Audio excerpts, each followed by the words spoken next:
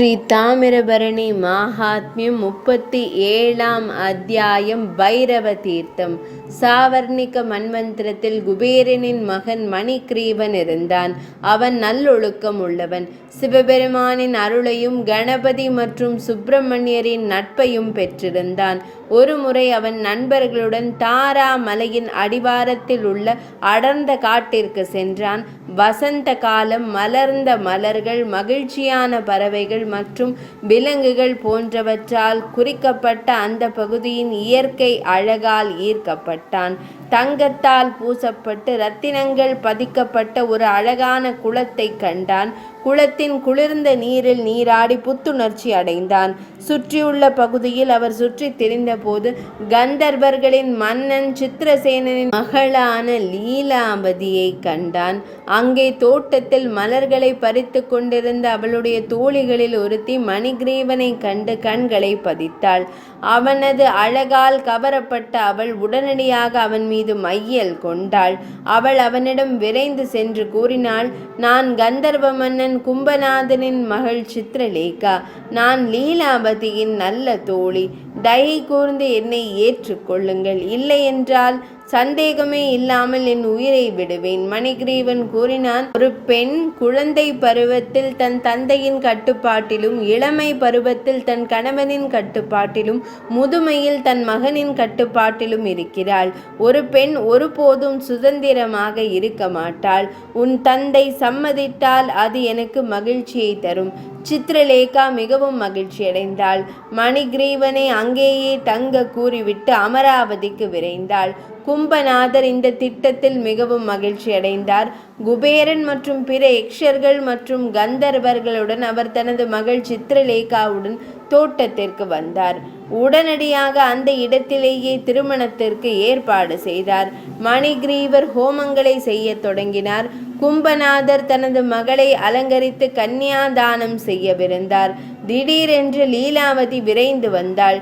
சித்திரலேகாவை தவிர தன்னையும் திருமணம் செய்து கொள்ளுமாறு மணிகிரீவனிடம் கேட்டாள். அவள் அவன் மீது வெறித்தனமாக மையல் கொண்டிருப்பதாகவும், அவன் இல்லாமல் வாழ இயலாது என்றும், பரம்பரை குணங்கள், நடத்தை, கல்வி மற்றும் செல்வத்தில் தான் அவருக்கு சமமானவள் என்றும் கூறினாள்.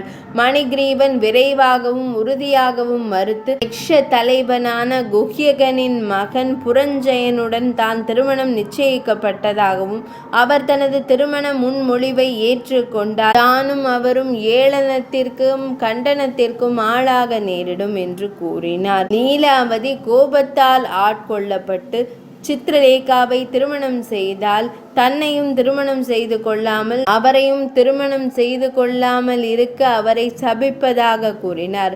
மணிகிரீவன் பாவம் செய்ய அவள் செய்த அப்பட்டமான முயற்சியை கண்டித்து கொண்டே இருந்தபோது மணிகிரீவனையும் சித்திரலேகாவையும் அசிங்கமான வடிவத்தில் அனைத்து தெய்வீக இன்பங்களுடனும் தீர்த்தங்களுடனும் வெளிப்படுத்தும் சாபத்தை அவள் உடனடியாக உச்சரித்தாள். மணிகிரீவனும் லீலாவதிக்கு இதே போன்ற சாபத்தை உச்சரித்தான். இருவரும் தங்கள் அழகை இழந்து உடனடியாக அழகில்லாத வடிவம் பெற்றார்கள். சாபம் இப்படி முடிவுக்கு வரும் என்று அவர்களுக்கு தெரியவில்லை.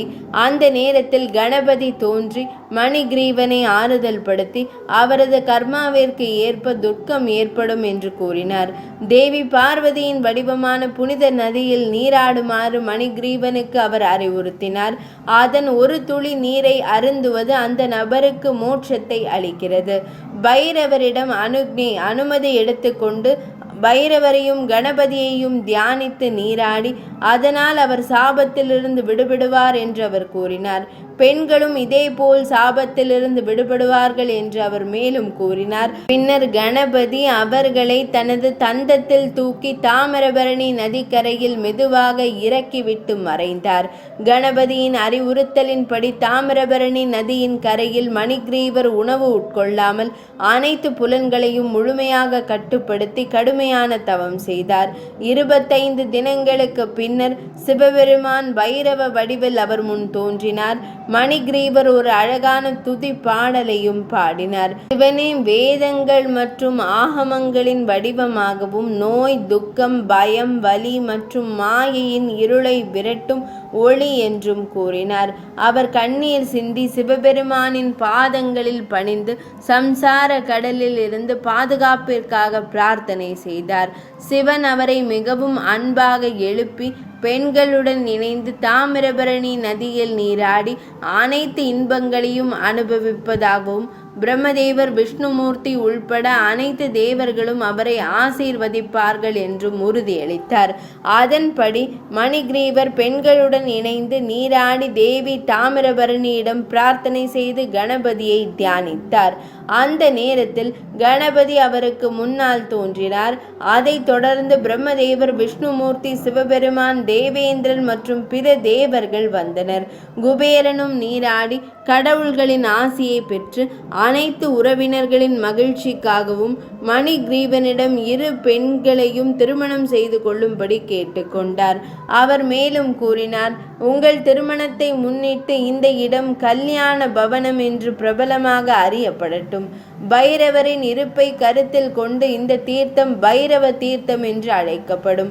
இங்கு நீராடுவோரின் அனைத்து விருப்பங்களையும் நிறைவேற்றுவதில் நான் மகிழ்ச்சி அடைவதால் இந்த நகரம் காமபுரம் என்று அழைக்கப்படும். புரோகிதராக பிரகஸ்பதியுடன் லீலாவதி மற்றும் சித்திரலேகாவுடன் மணிகிரீவரின் திருமணம் பகவான் கணபதியின் நேரடி முன்னிலையில் கொண்டாடப்பட்டது.